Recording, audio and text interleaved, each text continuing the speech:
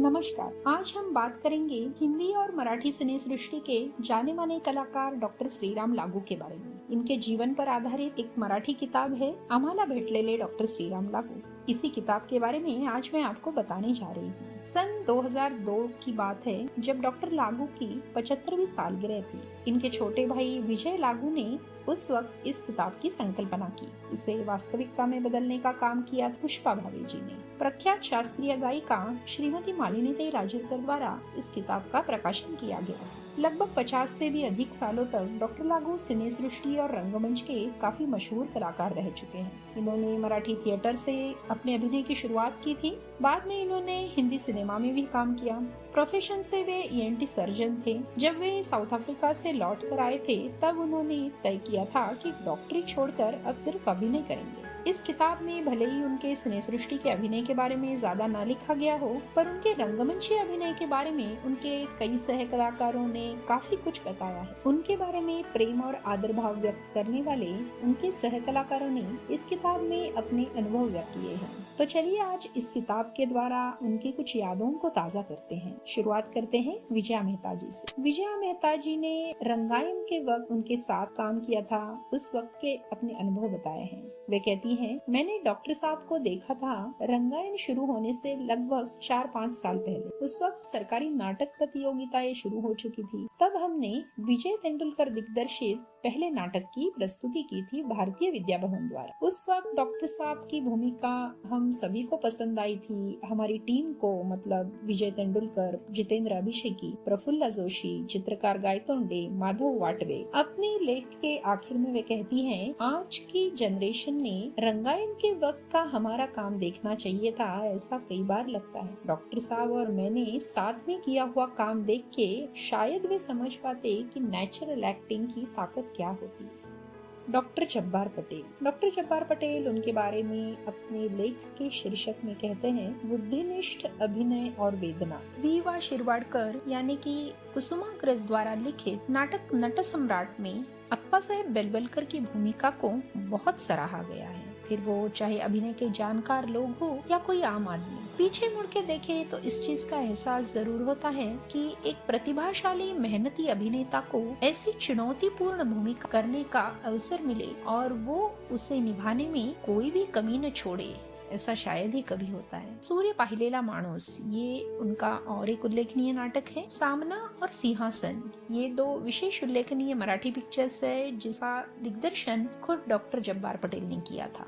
नीलू फुले उनके बारे में कहते हैं कि कोई भी काम एक बार हाथ में लेने पे उसे मन लगा कि कैसे करे, ये हमने डॉक्टर लागू से सीखा। रंगमंचनिष्ठ, समाजनिष्ठ, एक ब्रिटिश जेंटलमैन। महेश एलकुंचवार उनके बारे में कहते हैं, खुद की और दूसरों की निजता का वे जहाँ तक हो पूरा सम्मान करते थे।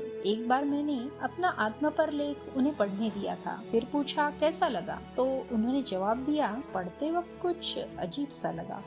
इस मामले में वो पक्के ब्रिटिश हैं। E.M. फॉस्टर ने ब्रिटिश और भारतीयों में तुलना करते हुए कहा था कि British are friendly without being intimate and Indians are intimate without being friendly. Doctor लागू दृढ़ता के साथ दूसरों की निजता का सम्मान करते हुए मानते थे कि अगर किसी से मैत्री हो जाए तो उसका हर तरह से सम्मान करते हुए समर्थन देना चाहिए। इसीलिए उनके पास जो मन को सुकून मिलता है वो और कहीं नहीं। नाटक न सही लेकिन हमेशा साथ देने वाला दोस्त मिल गया, यही है अपनी ग्रेटेस्ट अचीवमेंट। प्रभाकर पंशीकर उनके बारे में कुछ यादगार लम्हों का जिक्र करते हैं। वे कहते हैं, ये उस वक्त की बात है जब डॉक्टर लागू साउथ अफ्रीका से मेडिकल प्रैक्टिस करके लौटे थे और उन्होंने कृतनिश्चय किया था कि स्टेथोस्कोप का इस्तेमाल फिर कभी नहीं करेंगे। उनके परम मित्र और हमारे नाटककार प्राध्यापक वसंत कानेटकर जी की वजह से वे हमारी रंगभूमि से जुड़ गए और आजीवन रंगभूमि से ही जुड़े रहे। नासिक में प्राध्यापक वसंत कानेटकर का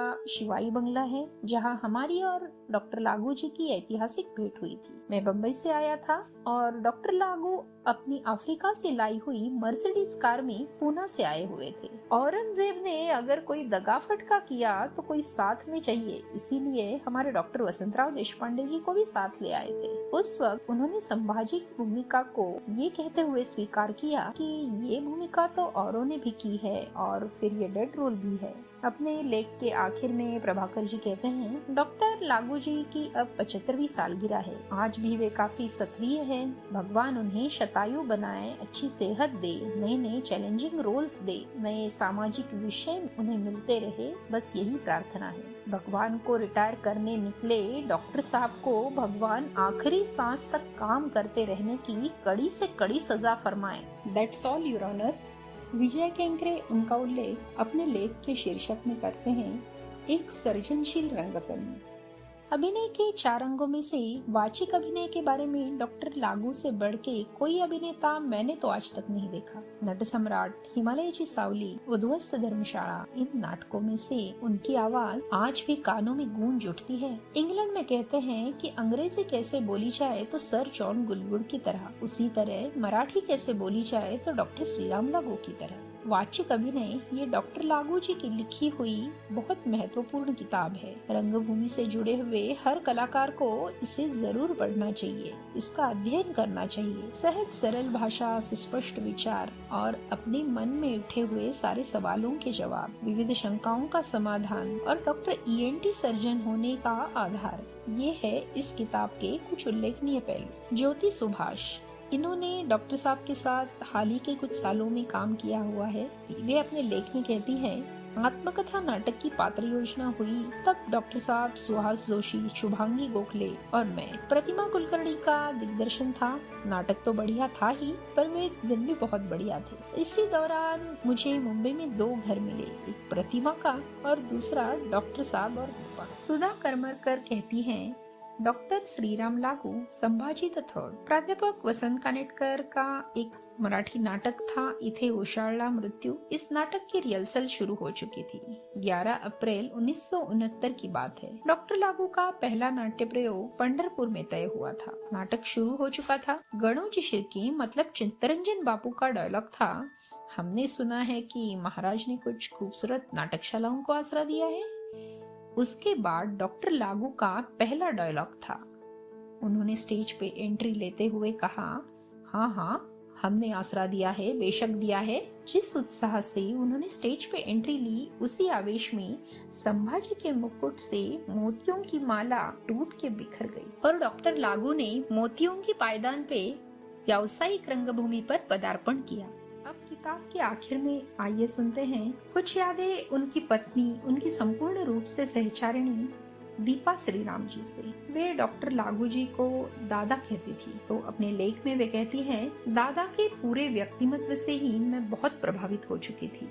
मतलब उनकी एकाग्रता, समय सूचकता, भूमिका की हर पक्ष पे ध्यान देना, सब कुछ ही। आधे अधूरे नाटक की नायिका पूर्णत्व की खोज में थी।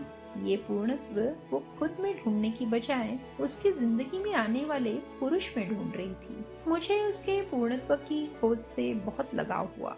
मैं भी खुद को ढूंढ रही थी और इसमें मेरी मदद करे, मुझे प्रोत्साहित करे, ऐसे दोस्त भी मैं ढूंढ रही थी। आधे अधूरे नाटक की रिहर्सल शुरू हुई और कुछ ही दिनों में ये एहसास हुआ कि जिस व्यक्तिमत्व की खोज में मैं हूँ वो तो दादा में ही है। ऐसा लगा कि दादा का अनुकरण किया तो बस, लेकिन वो कितनी कड़क साधना होगी इसका अंदाजा न था।